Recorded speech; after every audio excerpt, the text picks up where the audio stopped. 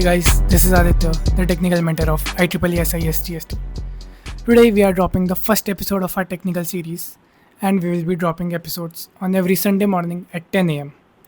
So, about today's episode, what is the topic of today's episode? Today's episode is about microcontrollers. Now, what is a microcontroller? A microcontroller is basically a small computer on a chip. So, unlike your computer, unlike your laptops, microcontrollers are designed to perform a specific task like reading sensors or running a motor or switching relays. These are the tasks that microcontrollers are built for. Then today's topic will be specific about ESP32. But before diving into ESP32, let's take a look at few microcontrollers that are in front of us. The first one is Arduino Uno, the most basic microcontroller that is used for testing, prototyping, and learning. If you are building your first project, you can go for Arduino Uno. It is the best option. It has loads of GPIO pins, then it has analog and digital PWM. Then the next board we are talking about is ESP32, which is the highlight of this video.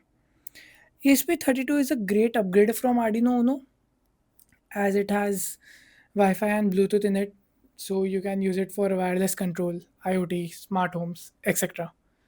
Then the third controller, it is not a controller, it is a mini computer. It runs on Linux and it is very compact and can be used for running AI models or training models. So now let's take a quick tour of the board. First of all, you can see the USB connector, which is used to power on the board and used to upload the program on the board.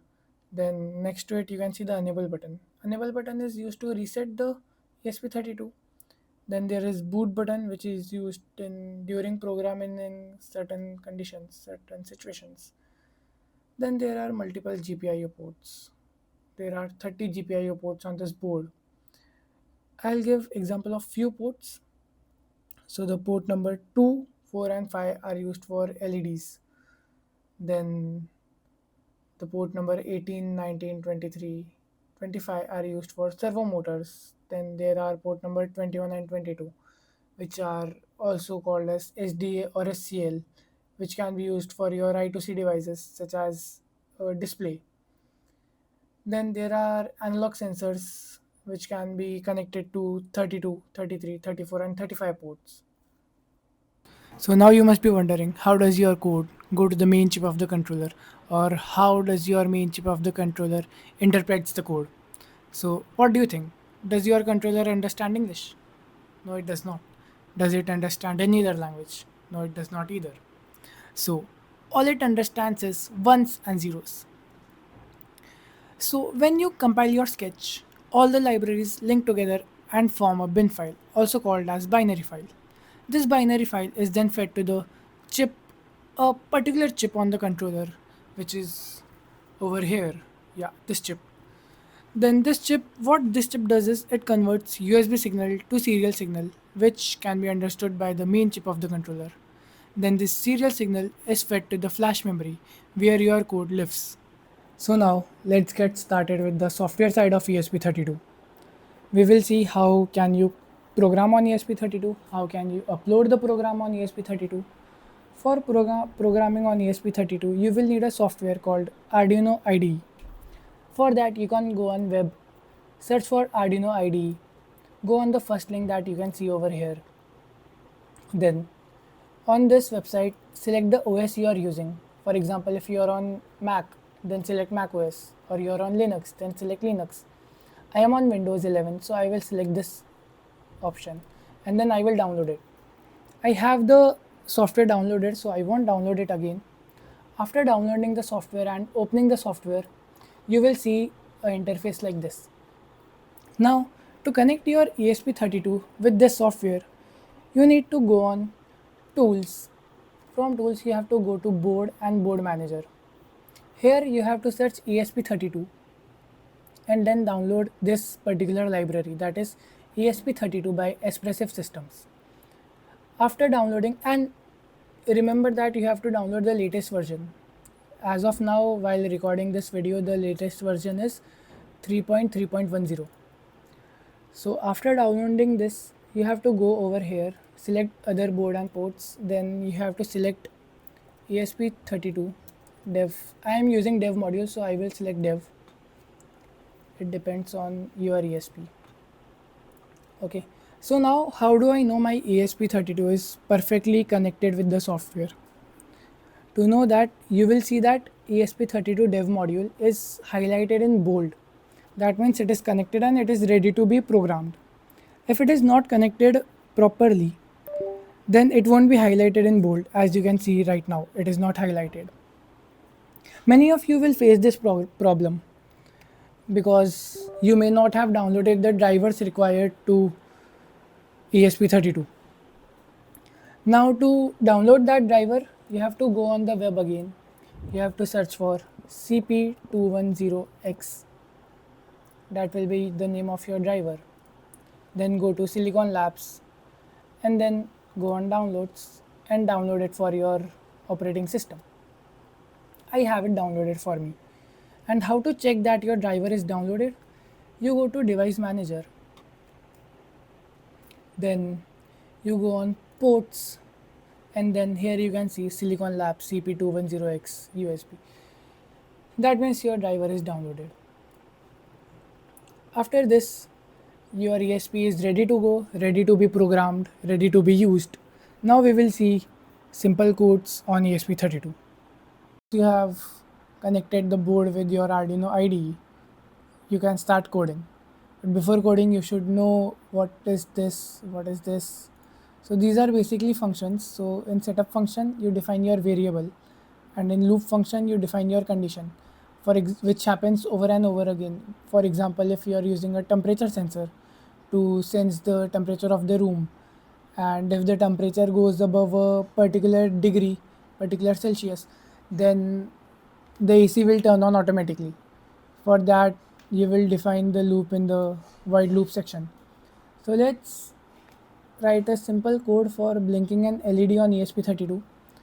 For that, you will have to know the pinout of the ESP32, and for that I will take you to this. This is the pinout of ESP32.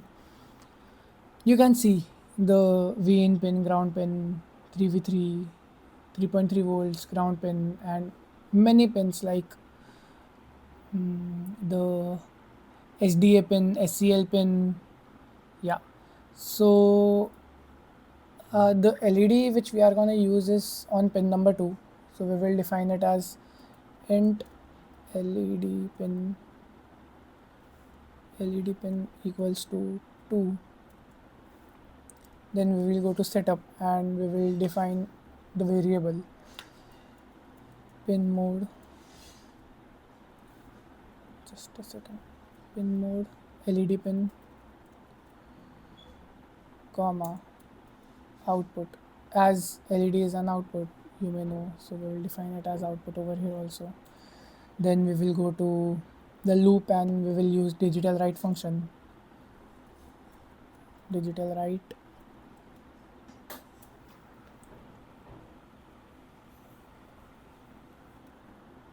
LED pin which we used above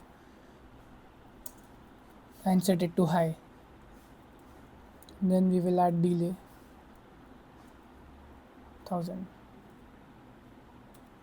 Now we will copy this function and we will paste it below. We will just change this to low. By high and low we mean the voltage given to the pin is high, that time the LED will be on, and by low we mean the voltage is low, so the LED will be off. Now we will upload this code. Wait for it to get compiled. It will check if any error is there while it is in compiling stage.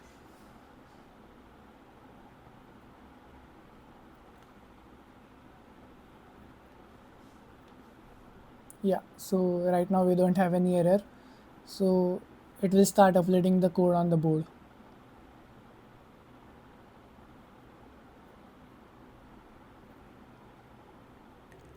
So after uploading the code, you can clearly see that the LED on the board is blinking.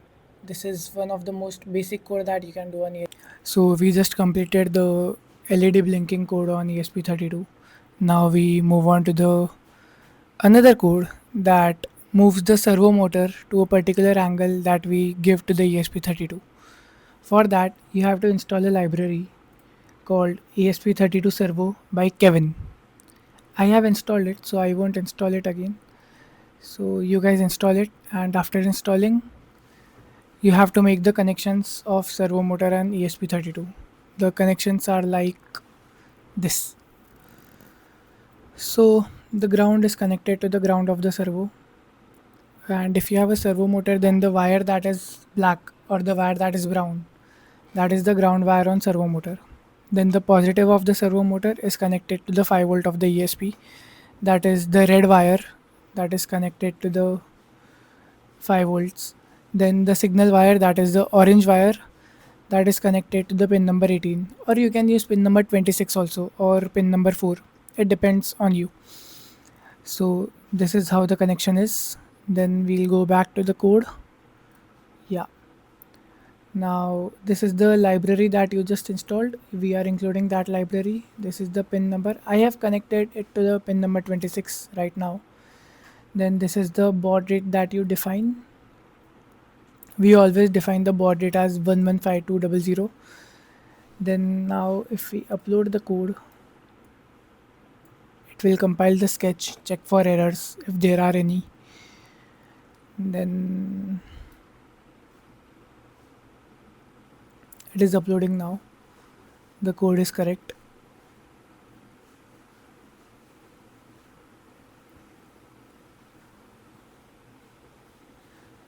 Yeah, the code is uploaded. Now we will open the serial monitor. Serial monitor is control. The keyboard shortcut for serial monitor is Control Shift M, or else you can open the serial monitor by clicking on this over here. Now give the angle you want to move the servo motor to. Suppose I want to move my motor to 90 degrees. I will enter 90. That moves my servo to 90 degree. Now I will write the angle 0. Now it takes it to the default position. Now 180. It moves to 180. Yeah, this is how this code works.